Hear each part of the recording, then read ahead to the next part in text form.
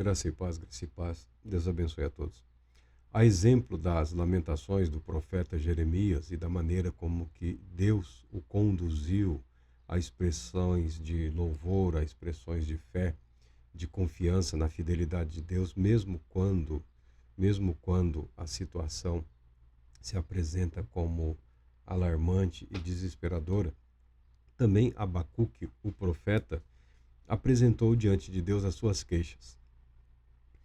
De início, logo de início, nós temos como exemplo, como orientação da palavra de Deus, é que apresentemos os nossos questionamentos àquele que é capaz de nos ouvir, de nos compreender e de preparar um caminho em meio a toda aquela dor, aflição e angústia, para que a nossa fé seja preservada. Talvez você tenha apresentado os seus questionamentos, as suas aflições, os seus lamentos diante da pessoa errada e recebeu uma orientação, talvez até bem intencionada, mas completamente equivocada no que diz respeito ao plano ou propósito de Deus para o seu viver. Procure apresentar-se diante de Deus. A resposta dele é certa, a resposta dele é segura, a resposta dele é confiável e a resposta dele traz paz, fé e esperança. Oráculo revelado ao profeta Abacuque. Abacuque é um nome babilônico que significa abraçar o entendimento ou aceitar a sabedoria. Questiona o profeta: Ó Senhor, até quando clamarei por tua ajuda sem que tu me des ouvidos? Até quando protestarei diante de ti violência sem que tragas alguma salvação? Por que me fazes contemplar a injustiça de observar com clareza toda a maldade que campeia nesta terra? A destruição e a violência estão diante de mim. Também há todo tipo de contendas, discórdias, e o litígio é comum. Por este motivo, a lei e o direito se enfraquecem e a justiça nunca prevalece. Os ímpios prejudicam e extorquem os justos, e assim a justiça é pervertida. Abacuque, esse nome que expressa a ideia de abraçar o entendimento, esse homem está aflito, esse homem está angustiado. Eu não diria desesperado, porque diante de tudo aquilo que ele vê, o que ele está vendo? O que é diferente o olhar de Abacuque para o nosso olhar, para o mundo que nos cerca? O que Abacuque via entre os seus que nós não estamos vendo entre os nossos?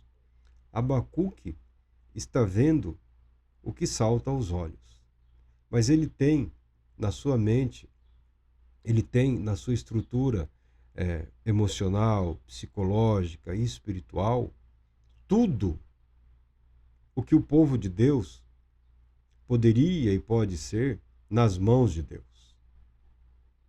Ele tem essa concepção, ele tem essa visão, ele tem essa esperança. E o que ele está vendo é uma situação que não reflete toda a potencialidade que a fé em Deus é explícita, se apresenta na palavra. Para os judeus, isso tudo se expressa em termos de celebração do pacto da aliança. Está tudo escritinho lá, está tudo narrado. É um documento muito bem estruturado. Deus é fiel. Caso o povo não permaneça fiel, ocorrerá isso, isso e isso. Mesmo na infidelidade do povo, Deus é fiel quando? Quando o povo se arrepende, abandona os pecados, se volta para Deus. Está tudo registrado. Então, Abacuque tem na sua mente, no seu espírito, na sua psique, na sua alma,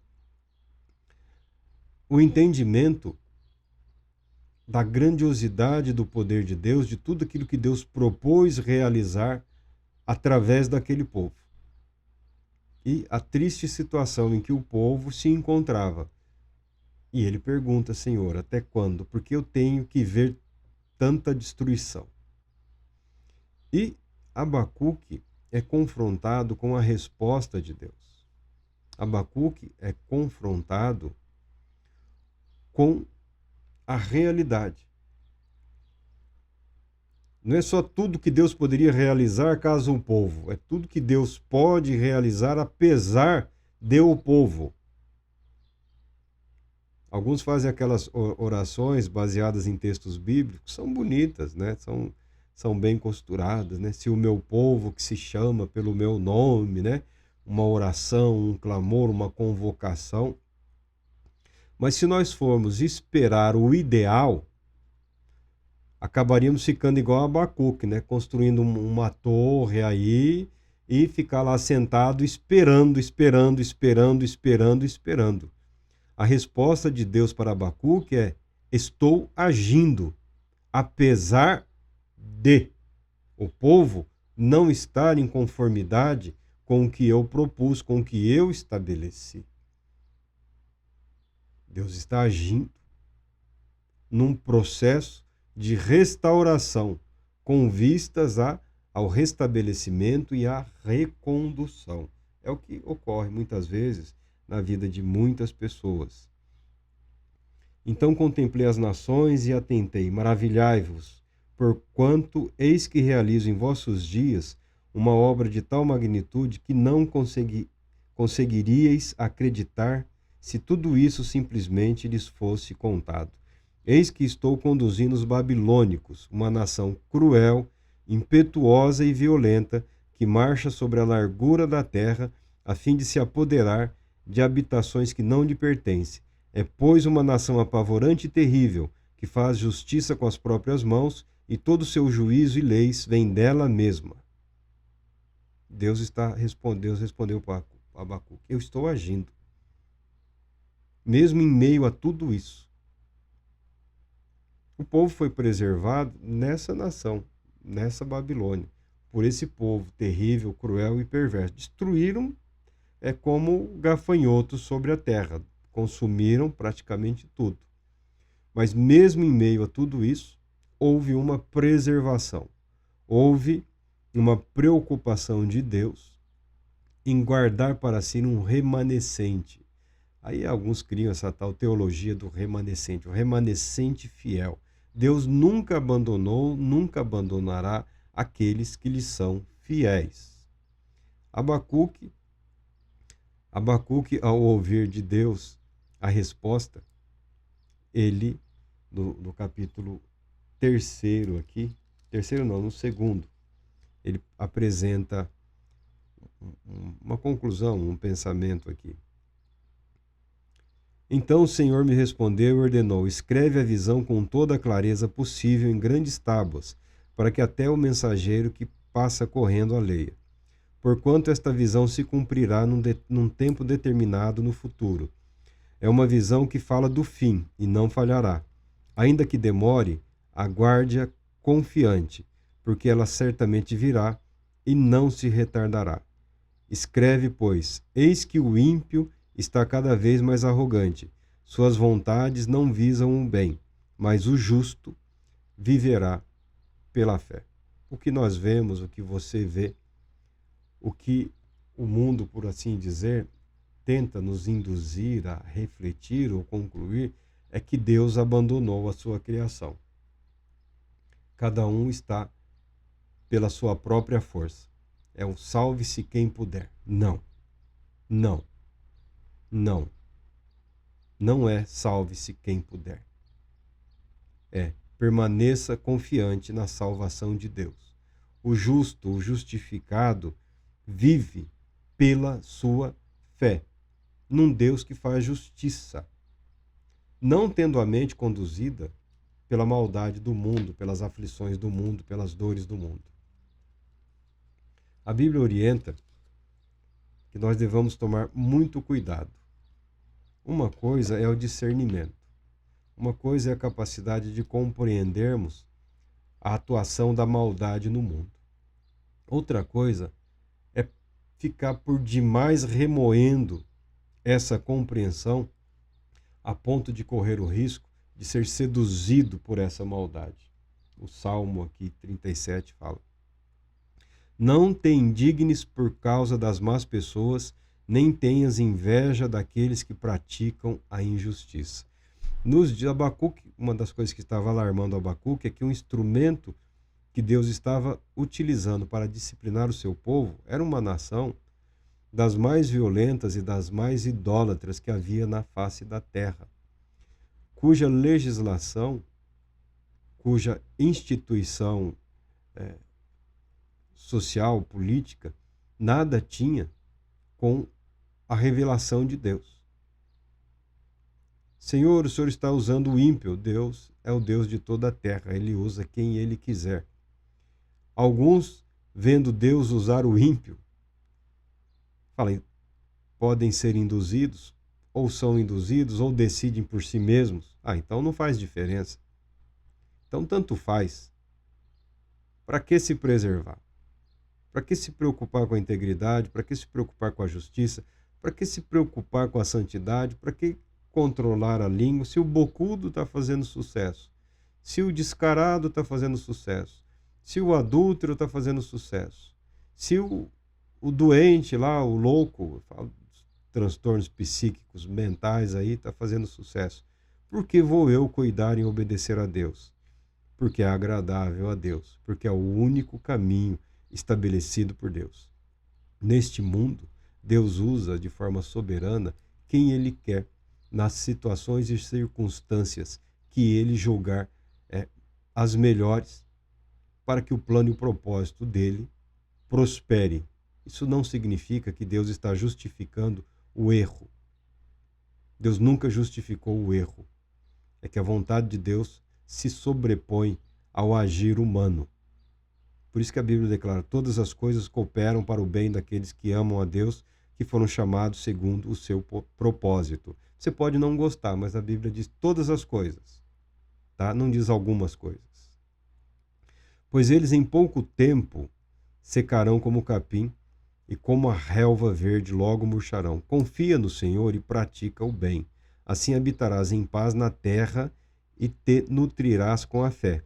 Deleita-te no Senhor e Ele satisfará os desejos do teu coração. Entrega o teu caminho ao Senhor, confia nele e o mais Ele fará. O que é o mais que Ele fará? Ele exibirá a tua justiça como a luz e o teu direito como o sol ao meio-dia. Aquieta-te diante do Senhor e aguarda por Ele com paciência. Não te irrites por causa da pessoa que prospera, nem com aqueles que tramam perversidades. Não se iluda.